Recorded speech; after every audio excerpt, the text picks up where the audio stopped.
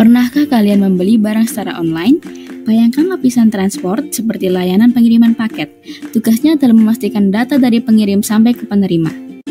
Kali ini kita akan belajar mengenai layer keempat dari OSI model, yaitu transport layer. Transport layer itu apa sih? Transport layer memiliki dua pendekatan, yaitu TCP dan UDP. Keduanya sama-sama berperan dalam proses transfer data. Kita bahas mengenai TCP. TCP atau Transmission Control Protocol digunakan untuk menghubungkan komputer satu dengan komputer lainnya melalui internet. Proses TCP dalam komunikasi data terbagi menjadi 5 tahap. Yang pertama, sebelum mentransmisikan data, TCP akan membuat koneksi antara sumber dan tujuan. Kemudian, TCP akan membagi data menjadi paket-paket kecil, lalu TCP akan menambahkan informasi pada paket data untuk memastikan data tetap aman. Kemudian yang keempat, TCP akan menggunakan teknik verifikasi checksum untuk memastikan bahwa paket data tidak rusak atau hilang selama pengiriman. Kemudian proses yang terakhir, TCP akan mengakhiri proses three-way handshake yang sama untuk mengakhiri koneksi. Ada banyak penggunaan TCP dalam kehidupan kita sehari-hari loh. Misalkan saja login jarak jauh, transfer file, mengirim email, dan akses file sistem server dari jarak jauh. Sekarang kita akan bahas mengenai UDP. UDP atau User Datagram Protocol itu ibaratnya seperti layanan pengiriman kilat murah.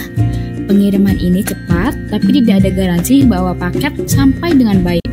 UDP adalah protokol tanpa koneksi atau connectionless, yang artinya tidak ada proses pembuatan koneksi sebelum data dikirim. Gimana ya cara UDP bekerja? UDP bekerja dengan pengirim langsung mengirimkan data ke penerima tanpa membuat koneksi. Data kemudian dipecah menjadi unit kecil yang disebut dengan datagram. Pada UDP, tidak ada mekanisme yang memastikan apakah datagram sampai atau tidak, dan tidak ada pengulangan apabila datagram hilang. Penggunaan UDP seringkali kita pakai dalam kehidupan sehari-hari. Misalnya, video atau audio streaming seperti Netflix, YouTube, Zoom, kemudian game online seperti PUBG atau Valorant, dan DNS atau Domain Name System.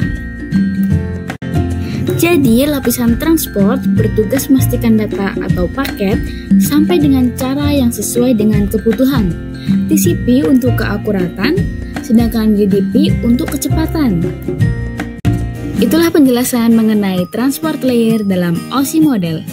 Apakah kamu sudah paham? Jadi, mau pilih TCP yang aman atau UDP yang cepat? Semua tergantung kebutuhanmu. Lapisan transport selalu siap mengatur lalu lintas data kita. Sampai jumpa di video berikutnya.